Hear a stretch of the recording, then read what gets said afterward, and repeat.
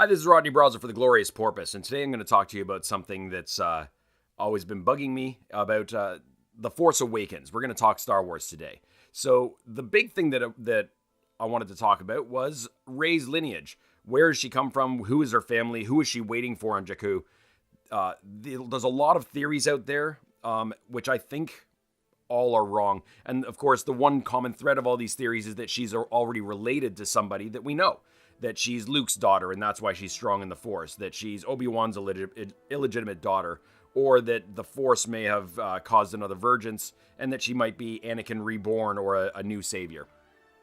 I think all of these things are incorrect, and I may be wrong, but we're going to talk about that. So what I want to talk about first is what we already know about Rey. So Rey was abandoned by her family on Jakku, and we see this in a bit of a flashback when she touches the lightsaber, and she gets a little bit of a moment where we see little tidbits of her past and maybe her future. But we see Unkar Plutt's hand holding onto her as she pleads to a starship that's flying away, presumably with her family or her parents. All we know is the present now is that she's been sitting there waiting for them to come back and waiting against hope. We see her house, the place that she's decided to shack up in, fallen at. We see a couple hints that I think are really going to lay away who her parents are. We see in her house, there's a doll of a X-Wing pilot, or a rebel pilot of sort.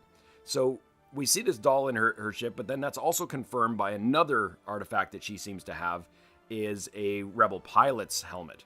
Now, we did see a fallen X-Wing in the middle of Jakku's desert, so it's very possible that she scavenged some of these things from that X-Wing. Maybe the doll was a memento that pilot had in his ship, that, his daughter gave it to her, or his son gave to him as a thing to remember. And then that could have been his helmet or her helmet. But I really think that there's a common thread here that a lot of people have overlooked. The big thing, I think, is that these possessions aren't things that she scavenged. I don't think that these are things that she just found in the desert. I think these things are something that hold dear to her. These are things that she will not part with. But most importantly, I think that there's something on the helmet that a lot of people overlooked, and that is the Abaresh writing on the helmet. The Abaresh language, if you're not already familiar, is the text writing of what intergalactic basic, or English, is in Star Wars. The three Abaresh characters we see on the side of the helmet are Resh, Enth, and Herf. Now, these three specific characters presumably may have been the pilot's name. The interesting thing about these characters is that if you look at the translation of the Abaresh letters, these spell out R, A-E, so an A sound, and an H. The letters on the side of this helmet more or less say Rey. Is her name spelled R-E-Y just a variation? I think this is a clue that was laid right in front of us that a lot of people did not notice. And I think that a lot of people were desperate for her to be related to somebody in the show, that they overlooked this.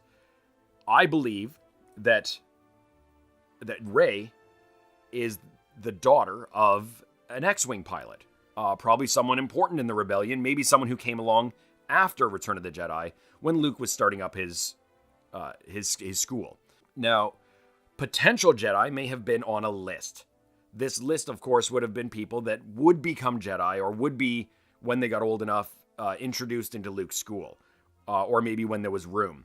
Now, we do find out that there was a little bit of a glitch in that timetable. One of his students goes crazy, turns to the dark side, ruins everything. Luke blames himself and goes and hides. This, of course, leads any potential Jedi that may have joined his school at risk of being hunted down by this new dark Jedi. So, as is tradition with Star Wars, they hide the Jedi. Where did they hide them? They took Rey, a potential student of the school. They sent her to Jakku, where she was under the watchful eye of Unkar Plutt. Now, she didn't really see Unkar Plutt as a nice guy. She just knew that he was around. And we kind of see Unkar Plutt painted as a bad guy. Is that he's very selfish. He sees that droid. He wants that droid. Do whatever you can, get that droid. But I think that there's a little bit of an underlying message there, is that I think that Unkar Plutt was trying to take that droid away from her to keep her on Jakku. If that droid gave her enough money to book passage off the planet, or that she could trade somebody, she could have left. That's my theory, is I think that she was put on Jakku. Unkar Plutt's not a bad guy. He was there to make sure that she was taken care of and that she had a job and that she didn't leave. So let me know how you feel about my theory. See if there's any holes in my theory or anything that you think is different. My name's Rodney Brazo for Glorious Porpoise. I'll see you next time.